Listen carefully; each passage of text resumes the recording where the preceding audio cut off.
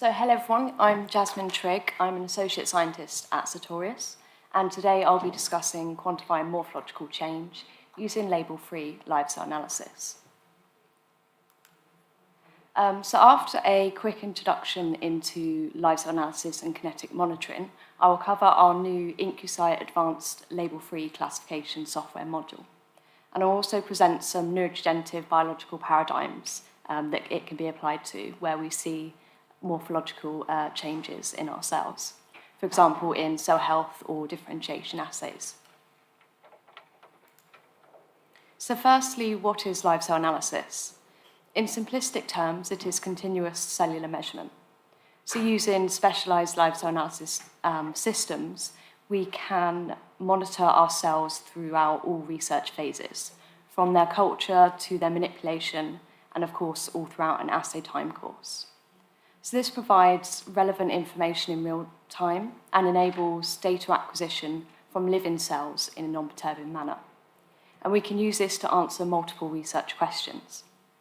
So data I'll be showing you today was acquired using the IncuSight live cell analysis system, which is shown here. And this allows us to continuously acquire images of our cells from within an incubator in physiologically relevant conditions.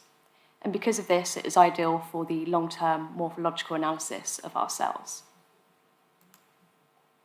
So traditionally, live cell analysis has provided biological insight using simple kinetic readouts.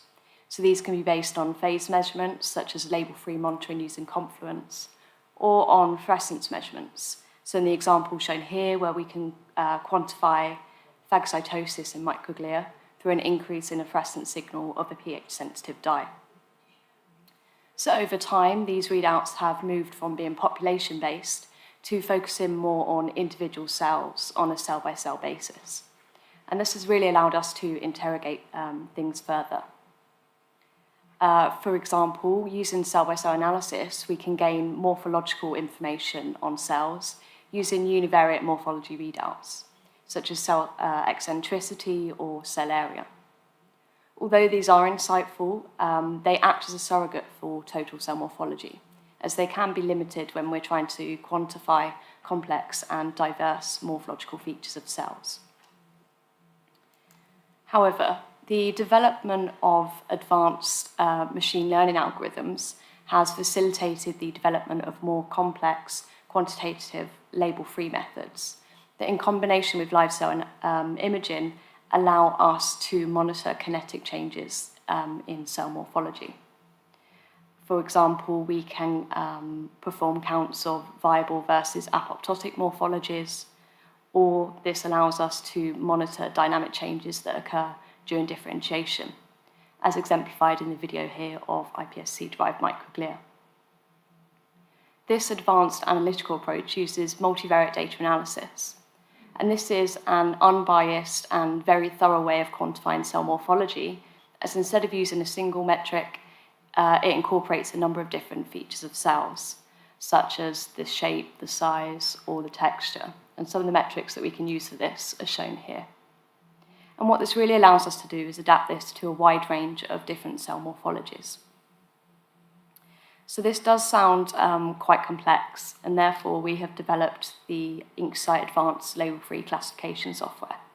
And this allows us to quantify cell morphology using kind of more simplified methods.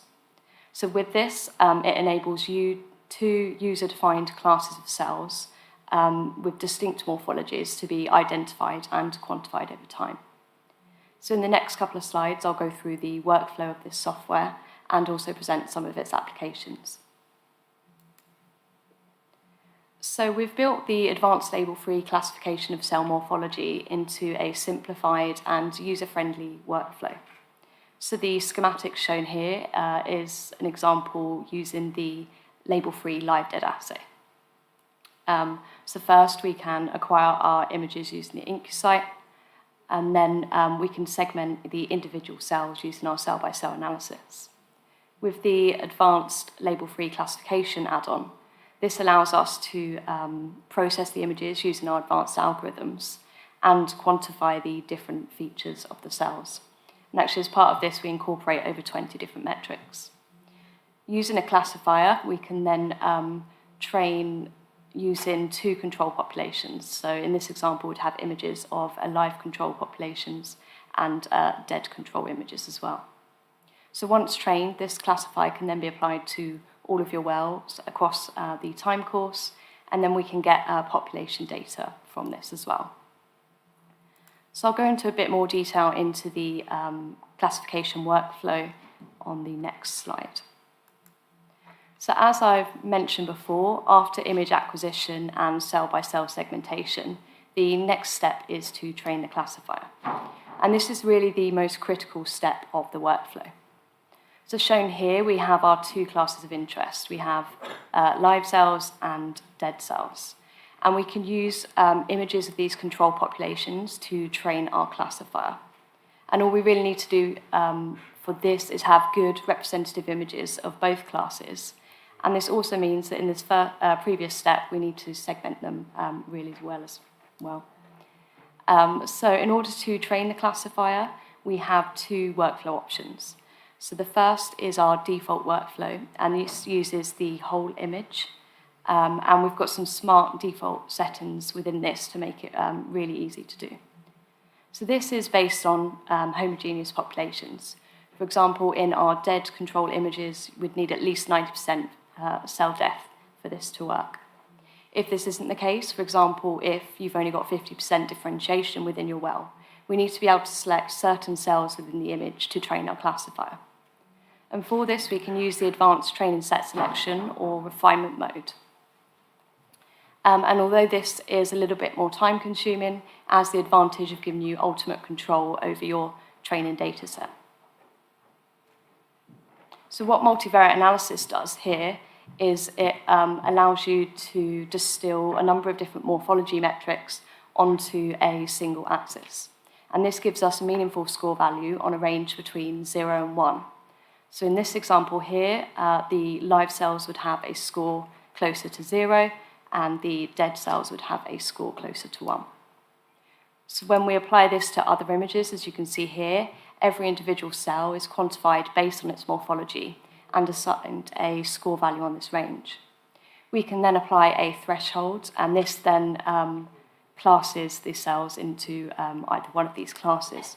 For example, with a threshold of 0.5, any cell that has a score below that would be considered live, and any cell with a score above that would be considered dead. And then we can run this across the time course and other wells and get time course and concentration response data from this. So in the example shown here, we can see the percentage of dead cells over time in response to a concentration range of camptothecin. So next, I will show some validation data that we've generated in-house. So here we use the label-free live dead assay to quantify cell health in a neurodegenerative model. The SHSY5Y neuronal cell line was treated with a concentration range of okadaic acid, and this is a dual protein phosphatase inhibitor that is commonly used to study Alzheimer's disease. These cells were treated in the presence of the cell health reagent annexin-5 to act as a comparison. We then quantified the number of dead cells using both advanced label-free classification and a classification of the annexin fluorescence. For the advanced label-free classification, we used vehicle wells across all time points to train for live cells, and then we used camptothecin, which is our positive control, at the final time point to train for our dead cells. And there's some representative images of these control populations shown here. So if we look at the microplate view from both the classifications, we can see that there was a similar kinetic profile across the plate for both methods. Transformation of this data into concentration response curves showed that both methods, that there was a cytotoxic concentration-dependent effect of okadaic acid on the neuronal cell line, with similar IC50 values being observed.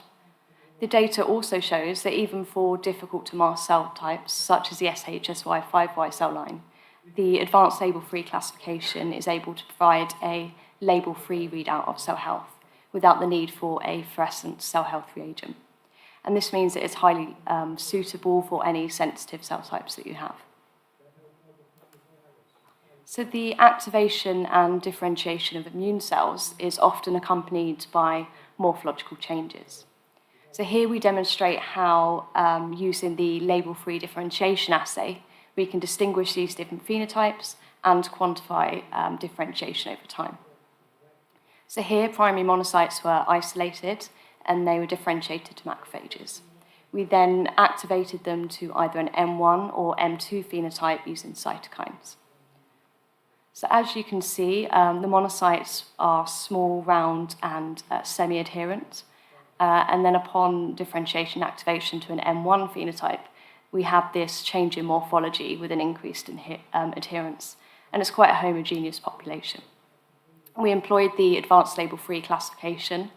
And as you can see, the resulting segmentation here, we have those classified as monocytes with the pink outline and the M1 macrophages shown with a blue segmentation outline. We can then use the results in this classification to quantify differentiation over time, which is shown here as the percentage of macrophages. And interestingly, in this case, we saw that the differentiation process was non-linear. For the M2 macrophages, we saw that there was a more heterogeneous mixture of morphologies. So as you can see in the image, we had more ramified cells, which were longer and thinner, and then the amoeboid, which were rounder and flatter. And so we used the advanced training set selection to manually select the cells of interest and use this to train our classifier. And again, with the resulting segmentation, you can see that we're able to distinguish these two different phenotypes. So we've got the amoeboid segmented in pink and the ramified shown in blue. And of course, we can quantify this as well. So the fact that we're able to distinguish different phenotypes, as shown here, is really interesting and quite exciting. I hope you can appreciate how, when thinking back to the videos on the first couple of slides, this has the potential to add even greater biological insight into neural cell types. For example, when assessing the differentiation of healthy versus perturbed microglia, or if we combine this with more functional readouts, has the potential to show if a specific microglia phenotype has a greater capacity of phagocytosis. So just to wrap up, so through our advanced label-free classification module, we can conduct unbiased label-free analysis of morphology. And we can do this using our purpose-built software, using machine learning algorithms. And this allows us to obtain robust and reproducible data. So I've exemplified the use of the advanced label-free analysis for the assessment of cell health and differentiation, although it's worth highlighting again here that this analysis is really versatile and can be applied to anything as long as you have two classes of cells that have a distinct morphology and can be well segmented.